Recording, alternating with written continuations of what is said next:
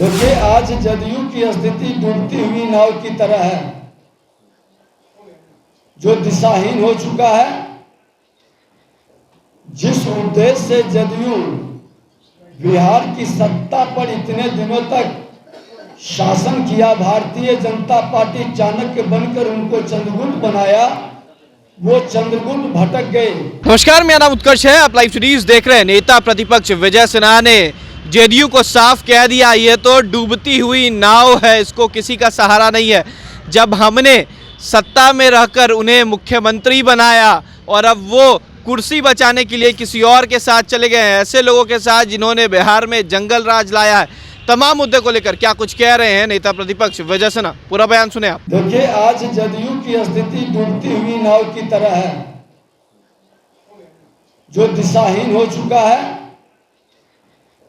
जिस उद्देश्य से जदयू बिहार की सत्ता पर इतने दिनों तक शासन किया, भारतीय जनता पार्टी चाणक्य बनकर उनको चंद्रगुप्त बनाया, वो चंद्रगुप्त भटक गए और वो चंद्रगुप्त शासन चलाने के लिए अब नहीं राज्य कर रहे हैं, वो कुर्सी बचाने के लिए।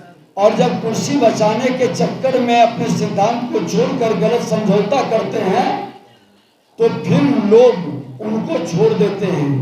आज देखिए क्रम से कि जदयू में टॉप से लेके बॉटम तक सभी उनको छोड़ रहे हैं, क्योंकि उसने जिनको उत्तराधिकारी बनाया वो जंगल राज लाने वाले पुरोधा थे, जो अब जंगल राज को ये जनता राज कर रहे हैं, वो गुंडा राज में तब्दील हो रहा है।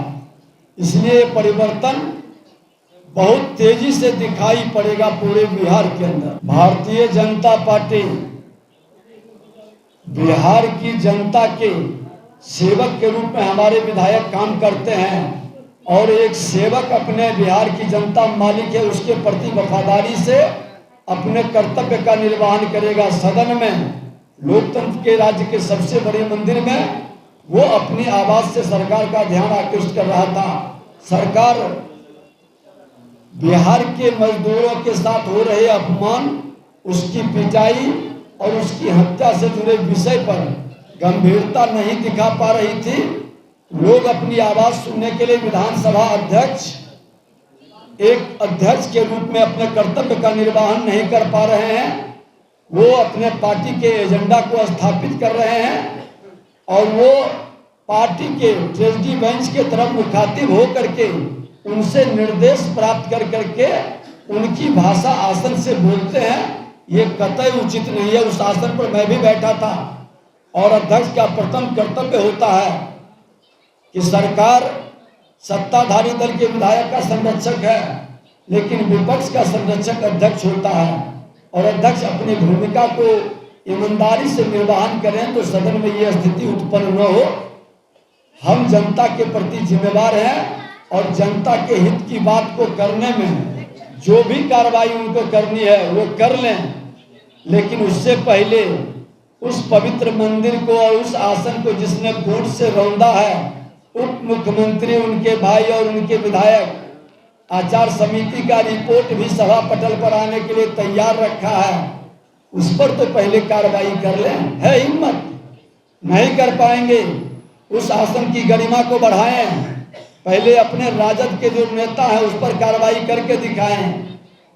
राजद के विधायक वो नहीं है। बार बार हमको सदन में भी आभास कराना पड़ता है कि आप अब राजद के विधायक नहीं, आपको सदन बहुमत से, सर्वसम्मति से चुना है।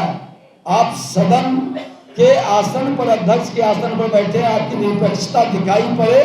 सत्ताधारी दल जो देता है वो आप बोलते हैं, ये कतई उचित नहीं है। आपकी निरपेक्षता दिखाई पड़ी। तो आपने साफ सुना किस तरीके से उन्होंने कहा है कि वो डूबती हुई नाव बची हुई है अब जदयू। नीतीश कुमार ने सत्ता के लिए किसी और के साथ गठबंधन कर लिया और ऐसे लोगों के साथ जिन्होंने बिहार में जंगल राज जैसे माहौल बना दिए थे। इतना ही नहीं, उन्होंने यह भी कह दिया कई लोग पार्टी छोड़ रहे हैं क्योंकि उन्होंने तेजस्वी यादव को अपना उत्तराधिकारी बना दिया। तो तमाम मुद्दे को लेकर क्या कुछ कह रहे थे नेता प्रतिपक्ष विजय सिन्हा, आपने सुना। फिलहाल खबर में सिर्फ इतना ही। आप हमारे साथ बने रहें। हमारे चैनल को सब्सक्राइब नहीं किया है तो जल्द से जल्द कर ले। बहुत बहुत धन्यवाद।